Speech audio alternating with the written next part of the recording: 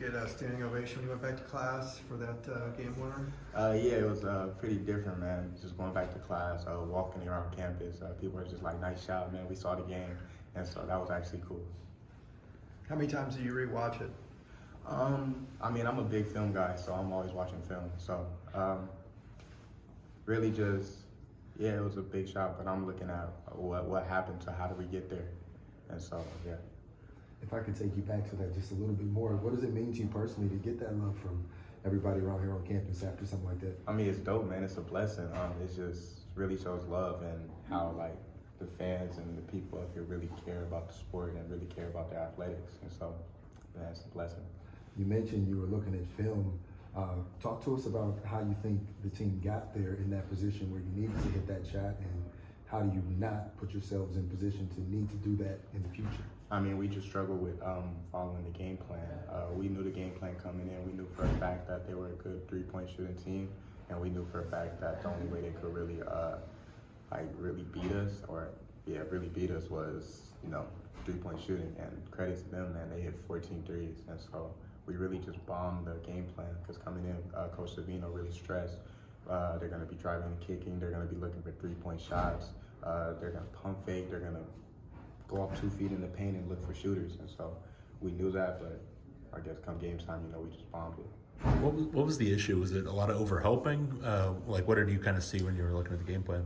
I mean, we were switching, and so our big men would be on the guard, and so they were playing iso ball, and so we were too much worried about helping out our big men too much, and they would spray out the threes.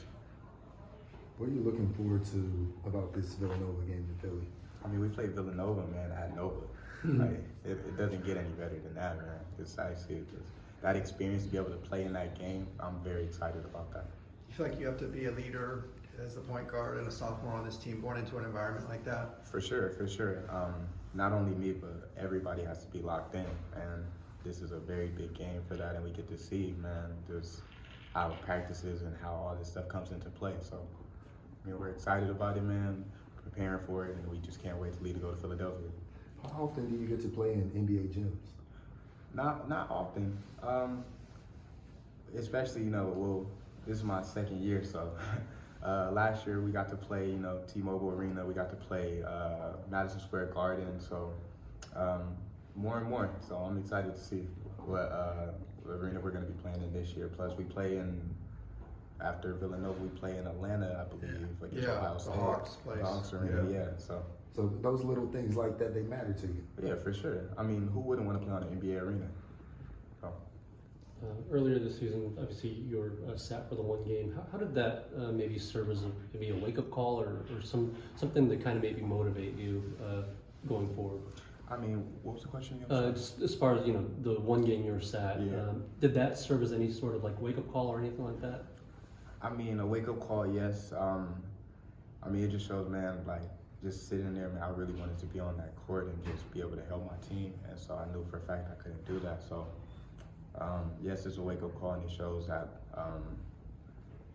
my team, needs me on that court. And so, yeah, it was a wake-up call. Your mid-range game has been a real strength this year. How much work did you put in on that over the offseason? A lot of work. A lot of work. I take pride in my mid-range. I don't like missing a mid-range shot at all. And of course it's gonna happen, but that's just one thing I know for a fact. I'm a big fan of watching Chris Paul.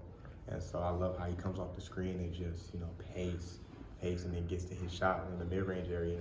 And so, growing up I've always watched that. And so I've been a good mid-range shooter growing up and stuff like that, and it just carried on, and so I've been just working on it consistently. And so this summer was actually a 3-ball summer for me, and so I was just making sure to work on my 3-point shot, just get that percentage up, because I know for a fact I'm gonna have big minutes and be able to I'm gonna be in spots to where I know for a fact I gotta make those shots. So yeah. Have you still been in regular contact with Tiger? Yeah. What's been his biggest kind of advice to you? It's a long season, man. Keep your head on straight and just keep your mental right. How's he doing? He's doing great. That's my guy.